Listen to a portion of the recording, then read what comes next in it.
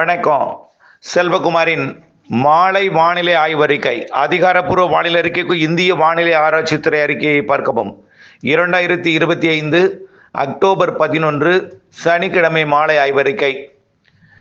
அரியலூர், பெரம்பலூர், திருச்சி மாவட்டங்களில் பொழிந்த மழை டெல்டா மாவட்டங்களுக்குள் நுழைந்து தஞ்சாவூர், கும்பகோணம், நீடாமங்கலம், திருவாரூர், குடவாசல், வலங்கிமான், குரடாச்சேரி, மன்னார்குடி, ஒரத்தநாடு போன்ற பகுதிகளிலே வடுவூரெல்லாம் கொட்டி தீர்த்திருக்கிறது மழை.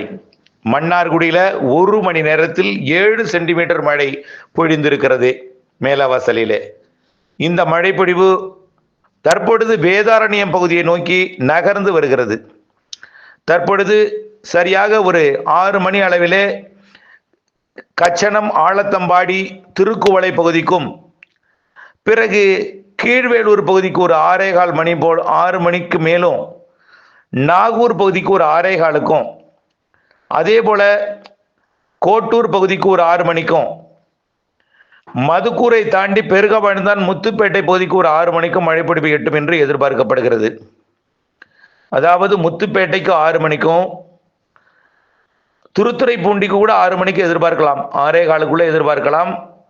அதே போல திருக்குவளைக்கும் 6:15 சரியாக, வேளாங்கண்ணிக்கும் 6:15 எதிர்பார்க்கலாம். அதிகபட்சமா தாமதம் ஏற்படும் பட்சத்தில் 6:20 6:30க்குள்ளே வந்துடும் வேளாங்கண்ணி, திருத்துறைப்பூண்டி, முத்துப்பேட்டை இந்த பகுதிக்கு. இந்த மழைப்பொழிவு கோடியக்கரை முனை வரைக்கும் இன்றைக்கு கிடைக்கும்னு காலை அறிக்கையிலே சொல்லியிருக்கிறோம். கண்டிப்பாக கோடியக்கரை முனை வரைக்கும் கிடைக்கும். ஒவ்வொரு ஊரிலையும் 1.5 மணி நேரம் மழைப்பொழிவு கொடுக்கும். திருத்துறைப்பூண்டிக்கு நுழைந்திருக்கக்கூடிய மழை ஒரு 7:30 மணி வரைக்கும் பெய்யலாம். அதனைத் தொடர்ந்து தகட்டூர், தலைஞாயிறு, கரியாப்பட்டினம் என்று அப்படியே வாய்மேடு, வேதாரண்யம், கோடியக்கரை முனை வரைக்கும் இந்த மழைப்பொழிவு சென்றடையும். கோடியக்கரைக்கு ஒரு 7:30 மணி 8 மணிக்குள் சென்றடையும் என்று எதிர்பார்க்கப்படுகிறது. ஆக இன்றைய மழைப்பொழிவு டெல்டா முழுவதுமே பரவலாக பொழிய இருக்கிறது. அதே போல ஏற்கனவே அரியலூர், பெரம்பலூர் மாவட்டங்களில் நல்ல மழைப்பொழிவை கொடுத்தது. புதுக்கோட்டை மாவட்டத்திலையும் கனமழை பொழிவை கொடுத்தது. இப்பொழுது புதுக்கோட்டை மாவட்டம் கடலோர பகுதிகளுக்கு அந்த மழைப்பொழிவு முன்னேறி கொண்டிருக்கிறது. மணமேல்குடி மற்றும் அம்மணிச்சித்திரம், கட்டுமாவடி, அப்படியே அதிராமப்பட்டினம், சேதுபாவச்சித்திரம், பேராவூரணி பகுதிக்கெல்லாம் மழைப்பொழிவை கொடுத்து, பட்டுக்கோட்டை, பரக்கலக்கோட்டை, தம்பிக்கோட்டை, முத்துப்பேட்டை எல்லாம் மழைப்பொழிவை கொடுத்து கொண்டு வேதாரண்யம் பகுதிக்கு 8 மணிக்குள் சென்றடையும் என்று எதிர்பார்க்கப்படுகிறது. மேலும் அருப்புக்கோட்டை சுற்று வட்டாரம் மதியம் தொடங்கிய மழை, அருப்புக்கோட்டை சுற்று வட்டாரம், ராமநாதபுரம் எல்லை பகுதிகளில் தொடர்ந்து நகர்ந்து பெய்து கொண்டே இருக்கு. அதே போல திருநெல்வேலிக்கும் தென்காசிக்கும் இடைப்பட்ட பகுதியிலையும் மழை. திருச்சி மாநகர் பகுதி உட்பட திருச்சி மாவட்டத்தின் பல்வேறு பகுதிகளுக்கும், வடக்கே பெரம்பலூர் மாவட்ட எல்லை தொடங்கி புதுக்கோட்டை மாவட்ட எல்லை வரைக்கும், ஏற்கனவே மதுரை மாவட்ட எல்லை பகுதியில் பெய்தது. துவரங்குறிச்சி, ஆவுடையார் கோவில், துவரங்குறிச்சி, பொன்னமராவதி, நத்தம், மதுரை இதெல்லாம் ஏற்கனவே பெய்தது. இப்பொழுது பார்த்தீங்கன்னா ஈரோடு, கரூர் மாநகரத்திற்கு கனமழை பொழிந்து வருகிறது. அதே போல திண்டுக்கல், கரூர் மாவட்ட எல்லை பகுதி, கடவூர், அரவக்குறிச்சி போன்ற பகுதிகளுக்கும், கரூருக்கும், அதே போல தோகைமலை, தென்னிலை பகுதிகளுக்கும், நாமக்கல் மாவட்டத்தின் பல்வேறு பகுதிகளுக்கும் பொழிந்து கொண்டிருக்கிறது. இந்த மழைப்பொழிவும் இன்னும் சற்று பரவலாகி நல்ல மழைப்பொழிவை கொடுக்கும். அதே போலதான் புதுச்சேரிக்கும் வடக்கு மற்றும் வடமேற்கு பகுதியில் கனமழை பொழிவை கொடுத்து கொண்டிருக்கு. அது எங்கன்னு பார்த்தீங்கன்னா மயிலம் மற்றும் விழுப்புரம் இடைப்பட்ட பகுதி, திண்டிவனம், விக்கிரவாண்டி மற்றும் அப்படியே செஞ்சி வரைக்கும் கனமழை பொழிவு. ஏற்கனவே செஞ்சிக்கும் மேற்கே கொடுத்த மழை தான், செஞ்சிக்கும் கொடுத்த மழை செஞ்சி, திண்டிவனம் உள்ளிட்ட பகுதிகளுக்கு தற்பொழுது கொடுக்க இருக்கிறது. அப்படியே மயிலம், திருவக்கரை மற்றும் திண்டிவனம் பகுதிக்கெல்லாம் கொடுத்து, கிளியனூர் மற்றும் ஆரோவில், புதுச்சேரி போன்ற பகுதிகளுக்கும் வந்து கொடுக்கும் என்று எதிர்பார்க்கப்படுகிறது. மேலும் பார்த்தீங்கன்னா சென்னைக்கு தெற்கே செங்கல்பட்டு மாவட்டத்திலையும், மறைமலை நகர், செங்கல்பட்டு மற்றும் அப்படியே மாமல்லபுரம் வரைக்கும் அந்த மழைப்பொழிவு சென்றடையும் என்று எதிர்பார்க்கப்படுகிறது. இப்படி இந்த மழைப்பொழிவு கொடுத்து கொண்டிருக்க இன்றைக்கு இரவிலே மீண்டும் பல இடங்களில் மழைப்பொழிவு நள்ளிரவிலே கொடுக்க வாய்ப்பு இருக்கு. இந்த மழைப்பொழிவு விலகிய பிறகு மீண்டும் 2வது சுற்று மழைப்பொழிவு நள்ளிரவிலே மீண்டும் பல பகுதிகளுக்கு டெல்டா உட்பட கொடுக்கலாம். அதிகாலையில் 2வது சுற்று மழைப்பொழிவிற்கும் சாதகம் இருக்கு. அந்த மழைப்பொழிவு ஈரோட்டிற்கும் சேலத்திற்கும் அதே போல நாமக்கல், திருச்சி, டெல்டா மாவட்டங்களுக்கும் நள்ளிரவுக்கு பிறகு அதிகாலைக்குள் கொடுக்கலாம். நள்ளிரவில் வாய்ப்பு இருக்கு. அதற்கு பிறகு ராமநாதபுரம் மற்றும் புதுக்கோட்டை, சிவகங்கை, இந்த சிவகங்கைக்கு ஏற்கனவே மழை பெய்திருக்கு மதியமே, மீண்டும் நள்ளிரவில் மழை பொழிவை கொடுக்கும்.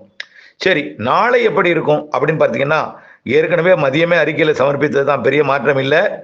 நாளை தென் மாவட்ட மேற்கு தொடர்ச்சி மலை மற்றும் ஒட்டுமொத்த தென் மாவட்டங்களுக்கு பரவலான மழைப்பொழிவு நாளை மதியம் கொடுக்க போகுது. அதே நேரத்தில் நீலகிரி, வால்பாறை இடைப்பட்ட பகுதியும் கோயம்புத்தூருக்கு இன்னைக்கு மழைப்பொழிவு கொடுத்துருச்சு.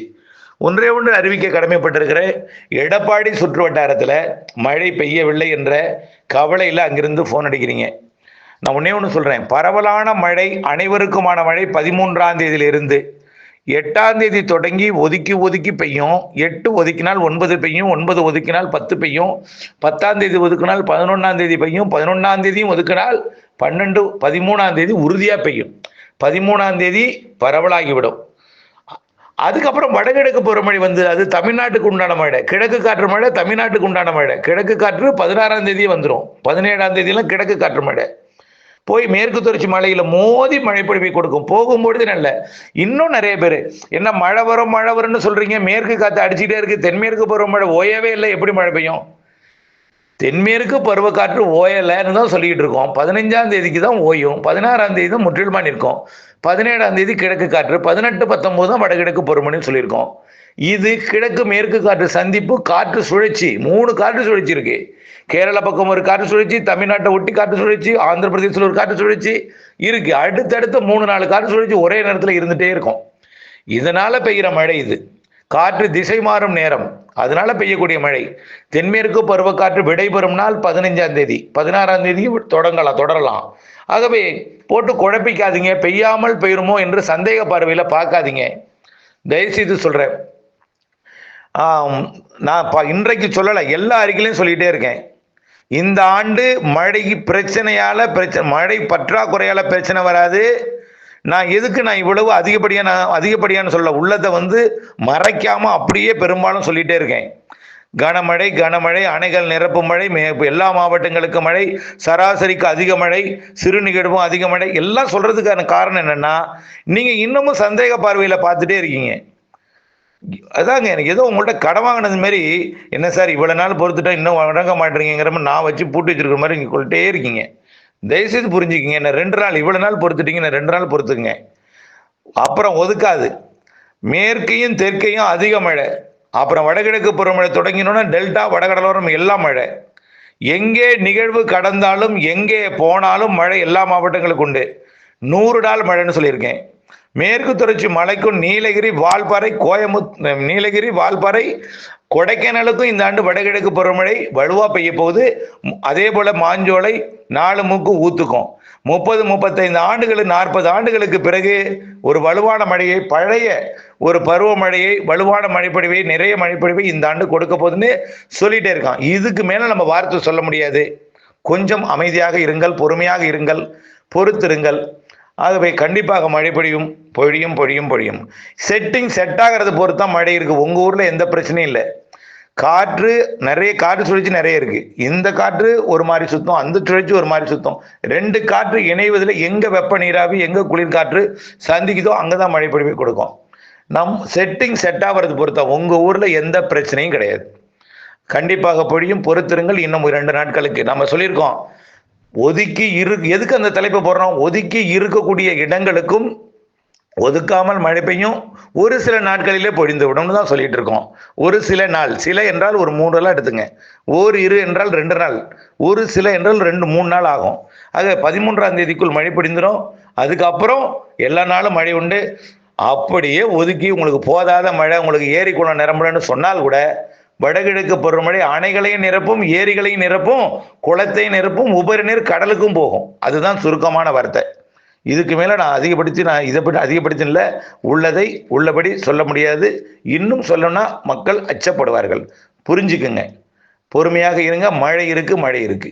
இன்றைய மழைப்பொழிவு எங்கன்னு சொல்லிட்டேன்.